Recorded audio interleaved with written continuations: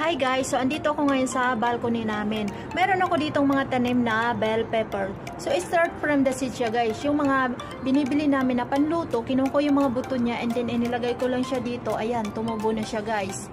4 months or 5 months ago na I think. So ito guys, so malalaki na siya at may mga bunga na rin. Malalaki na yung mga bunga niya.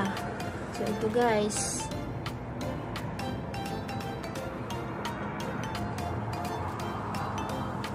So, ayan guys.